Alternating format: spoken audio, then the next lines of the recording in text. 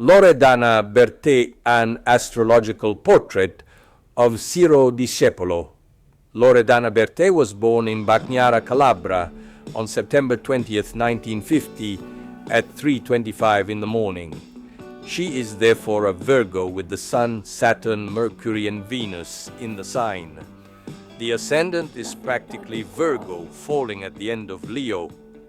We are, for this reason, faced with a subject who is very Virgo, too Virgo, and a rule that is learned almost immediately in astrology, studying the books of the undersign, is that too much of a valence hides the opposite of the same. Let us not forget, in fact, that the mental structures that preside over the government of the 12 basic symbols of the zodiac are such as to presuppose compensation in cases of hyperconstellation of a symbol. Let's take the case of Cancer, for example. He is a tender, sensitive, affectionate, soft, but if he realizes he is too soft, he can also become, on the contrary, hard, cynical, tough, for compensation precisely. It is ultimately a form of defense, a way to better deal with daily conflict. This is also true for Virgo. Usually she's very well-mannered, tidy, thoughtful, domestic, virginal, full of modesty. But if she's too soft, potentially, a force of reaction is born in her that pushes her to behave in the opposite way, to escape what she believes to be her weaknesses. Thus comes to light the compensated Virgo, who is to the Virgo of classical iconography what Marco Pannella is to Giulio Andreotti, and the astrological portrait of Loredana Bertè is nothing other than that of a very compensated Virgo.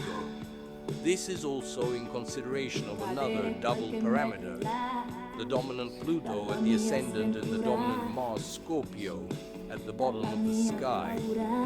Both dominants have a relaxed anal color, in contrast to the restrained anal virginal valence.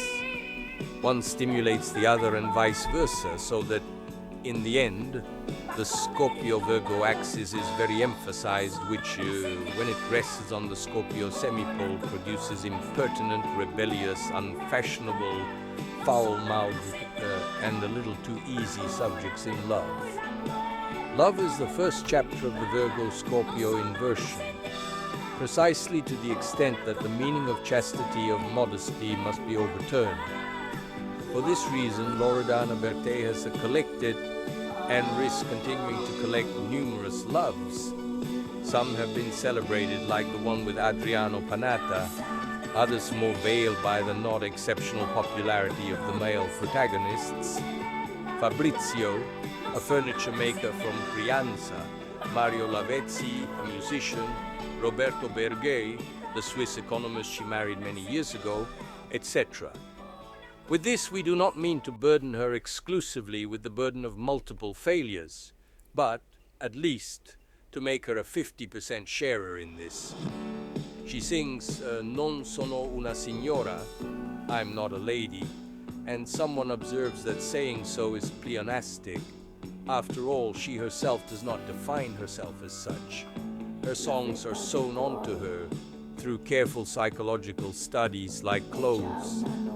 She's not a lady because she does not want to be, because she likes to walk barefoot or undress in public, or say a swear word at the right moment in a transgressive emphasis towards bourgeois respectability. There is rebellious blood that flows in her, precisely the blood of a native of the sign of Virgo, with archetypes upside down. Aren't her songs and her way of singing rebellious?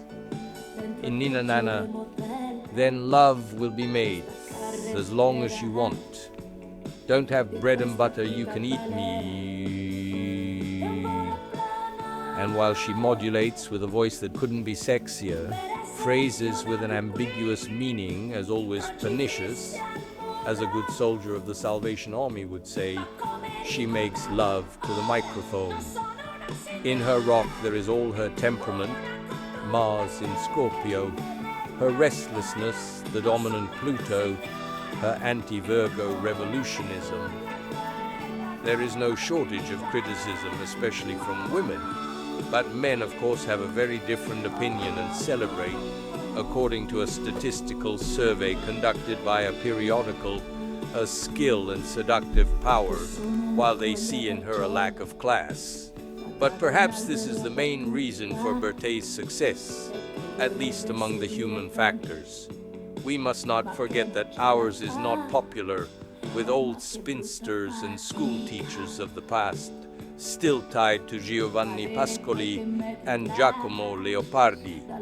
Without a doubt, among her main fans there are truck drivers, boys from the suburbs, unscrupulous young women, but also millions of fantozzis who dream of exchanging their ultra-ugly and sexually neutral wife with our passionate and seductive Loredana, at least for a few minutes, the time of a song and a trip on the wings of a dream in the warm seas of the South.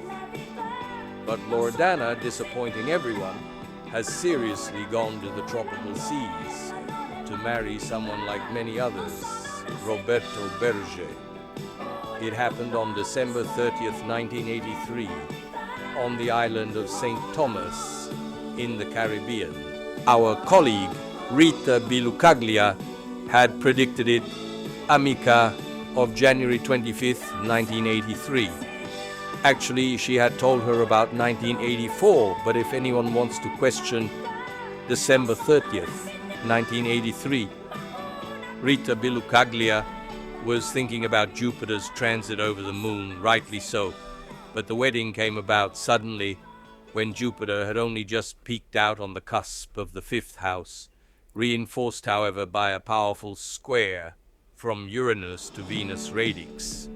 Uranus is devastating in both directions and can marry off those who, until a few months earlier, had said that marriage was a form of suicide. However, as astrologers, we would not have advised her to get married during this transit, as it is a bit like building castles in the sand. Honestly, we don't believe too much in Bertè's vocation for marriage, not because we deny her sincere love for the young economist who settled in New York, but because we think that her rebellious spirit on one hand and the transits on the other will put the bond to the test already in the next few months. Part of the emotional instability of the good Calabrian singer is due, without a shadow of a doubt, to the natal moon in the fifth house, easy love. And what's more, the moon is also opposite Uranus. Loredana Bertè, she doesn't hide it from anyone, is not a saint, and despite being from her same land, she is the anti-Mino Reitano par excellence, a singer who has a First Communion image with a white lily in his hand. She and Renato Zero, her dear friend, have struck a mortal blow to the outrageous puritanism of Italian song, glorified for decades by Nila Pizzi, Claudio Villa, Orietta Berti. In her songs there is a lot of sex. There are long sighs, embarrassing pauses, stories with a high erotic charge and solitary loves, a panorama that many would like to prohibit minors. And everything is made even more effervescent by the singer's gaze, in her typical Mediterranean beauty, with that black that only a Calabrian or a Greek like Irina Papas can express. She looks intensely and without smiling, with all the charge of a Pluto at the eastern corner of the theme. When a woman looks intensely and without smiling, one of two things happens. Either she is unpleasant, or she arouses great attraction. Here we are clearly within the perimeter of the second case. The songs of Ivano Fossati and Enrico Ruggeri hit these points, and the hits we all know were born. Streaking, 1974, Sei Bellissima, 1975, Meglio Libera, 1976, Tear, 1977, E la Luna Bussò, 1979, Dedicato, 1980, Non sono una signora, Festival Bar Award 1982, jazz long playing with beautiful songs such as Mare d'Inverno, La Donna della Sera, Così ti scrivo. Today she is certainly at the top of the elite of Italian pop music, to the point that the Minister of Entertainment of the Soviet Union chose her, among all her Italian colleagues, for a tour in Moscow, a tour that actually took place in the past few months. At the airport they welcomed her with the carpet, obviously red, and with dozens of journalists and photographers. She was obviously very satisfied with this experience, for which she even interrupted her honeymoon.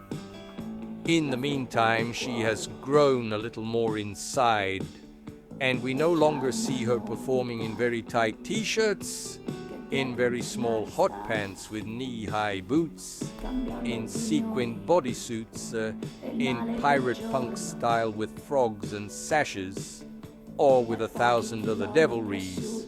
If anything, now as before, you can happen to see her not dressed at all in some magazine for men only. But hasn't Sabina Ciuffini also been there?